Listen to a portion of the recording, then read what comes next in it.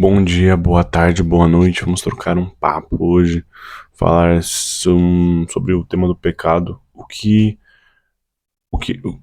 é o pecado? Vamos esclarecer primeiro o que é o pecado e como o pecado ele é muito mal explicado hoje e como Jesus já te livrou do pecado e o pecado é mais uma ilusão na sua cabeça do que realmente algo que você deveria se importar.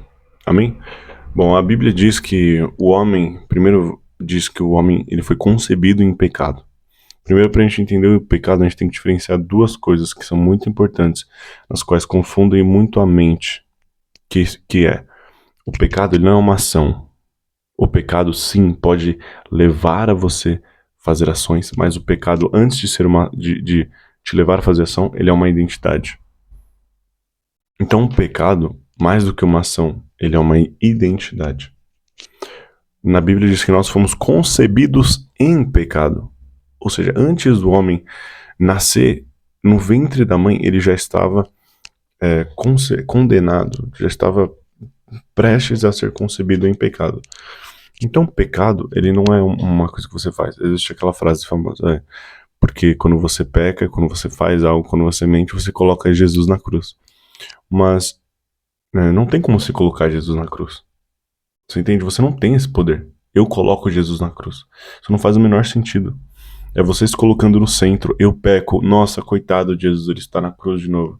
Não.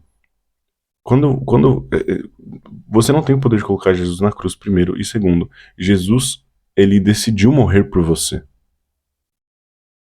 Jesus decidiu levar o pecado e exterminar o pecado na cruz. Então não tem como você dizer isso, é como se estivesse invalidando a cruz, porque se Jesus exterminou o pecado na cruz, então como se você peca de novo, você coloca ele na cruz de novo.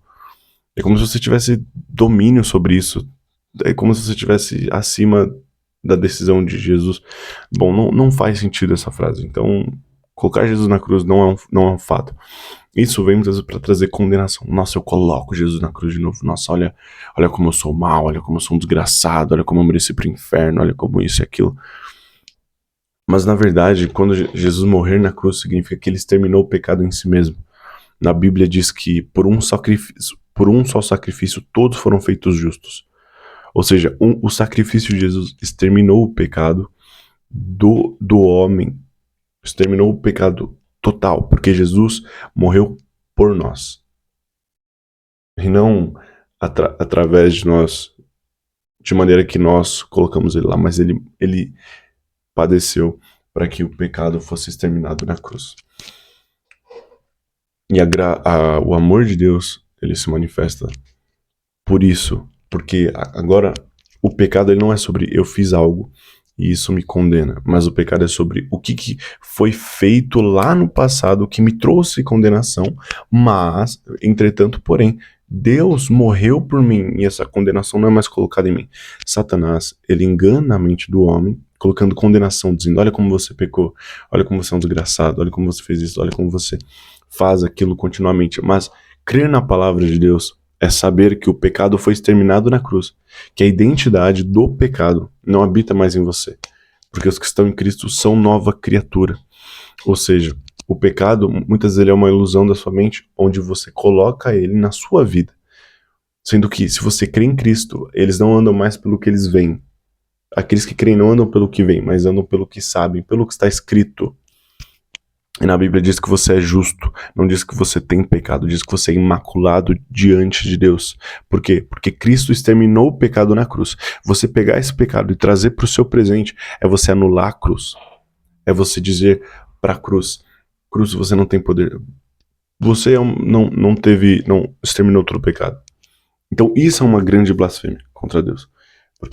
É porque você anular o sacrifício de Cristo. Mas Jesus morre para que você saiba que você hoje não carrega pecado.